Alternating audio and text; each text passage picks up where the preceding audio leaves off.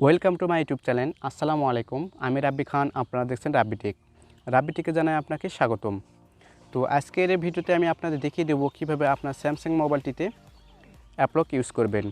অর্থাৎ এতে আপনার কোনো থার্ড পার্টি অ্যাপের প্রয়োজন হবে না, আপনারা স্যামসাংয়ের নিজস্ব অ্যাপসের মাধ্যমে এটি ইউজ করতে পারবেন। স্যামসাং তাদের মোবাইলগুলোতে এই ফিচারটি তারা আপডেট করে দেয় না, যার ফলে আমরা অ্যাপলকটি ইউজ করতে পারি না।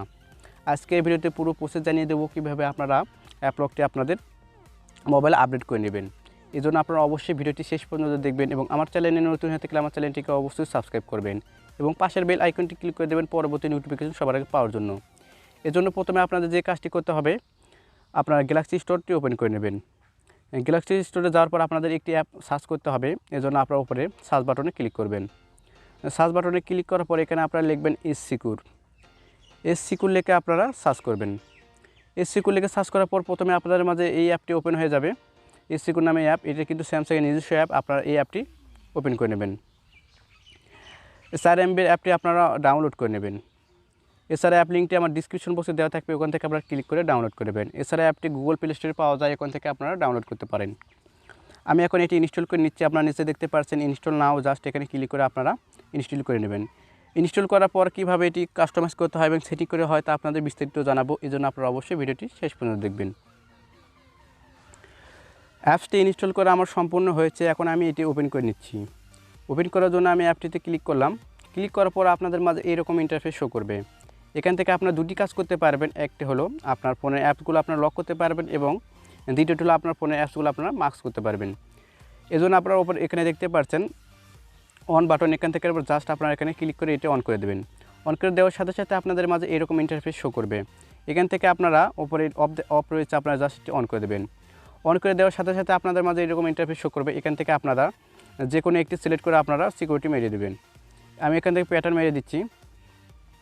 পরবর্তীতে আপনাদের এটি দিয়ে খুলতে হবে। কন্টিনিউ করে আপনারা এখান থেকে কনফার্ম করে দেবেন। পরে আপনাদের মাঝে এরকম ইন্টারফেস শো করবে। এখানে আপনারা নিচের দিক দেখতে পাচ্ছেন লকেট অ্যাপ।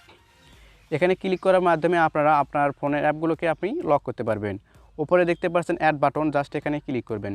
এখানে ক্লিক করার পর এখানে আপনার ফোনের সবগুলো অ্যাপ এখানে শো করবে।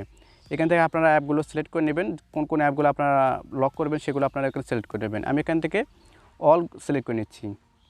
এরপর আপনারা ডান করে দেবেন। দেওয়ার সাথে সাথে কিন্তু আমাদের অ্যাপগুলো লক হয়ে গেছে। আমি এখন আপনাদের দেখিয়ে দিচ্ছি আমার অ্যাপগুলো লক হয়েছে কিনা। এখানে দেখতে পাচ্ছেন আমার সবগুলো অ্যাপ কিন্তু এখানে লক হয়ে গিয়েছে। আমি কোনো অ্যাপে প্রবেশ করতে চাইলে কিন্তু আমার অ্যাপগুলো লক হয়ে গেছে। আমি এখান থেকে গ্যালাক্সি স্টোরে ক্লিক করলাম।